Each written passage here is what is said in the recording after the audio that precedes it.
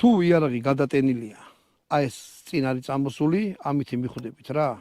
ანუ მოხსნი ახლა იმიდან გავისროლე, შეხედეთ, ჩაიძირა. გადმოტენის შემთხვევაში, აი ეს ჭხირი დარჩა გარეთ. ანუ სიბნელეში რაღაცა ამას დახედავთ თუ არა, მიხვდებით, რომ იარაღი არის შეყენებული. და საინტერესო საკეტი აქვს.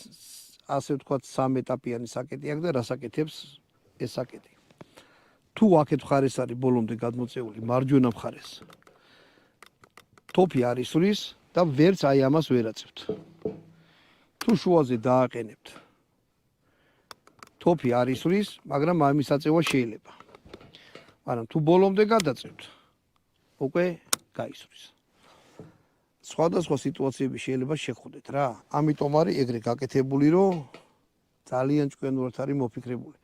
ეხლა რაც შეეხება თვითონ საკეთს, ყურეთ, ამოწიე, უკან მოუწიე და აღარ გამოდის. ამის ამოღება თუ მინდა შეხედეთ, აი ეგეთი რაღაცა აქვს. მოვხაჩე ჩემკენ და მე ამოვიღე, გავუშვი. საკეტი არის ძალიან ორიგინალური, უცხო კულტურა. ამას აღარ დავშლი, იმიტომ რაღაცა დეტალი რომ დავკარგო, მე ეს უკარგად ვიყო რა. თვითონ ეს იარაღებიც შეხედეთ რანაირი რაღაცა არის.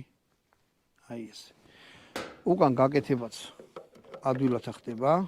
ჩადებთ ამას და იარაღში უკვე ჩაჯდა, მაგრამ წინ არ მივა, იმიტომ რომ ცარლი არის. დააწვევით, მიაწვევით და გადაიდენა. და სამიზნებლად არის კაი. ეხლა თუ მიგიქცევიათ ყურადღება, აი ეს რკინა რო აქ. ეს რკინა არის საჭირო რომ დაშალოთ აი ეს ჩამკეტი. ამაში ჯდება და ზედმე ტრიალდება რა. რასაც მე არ გავაკეთებ, რომ ეხლა ეს დავშალო, მაგრამ მოიცოდეთ ეს თვითონ საკეტის დასაშლელი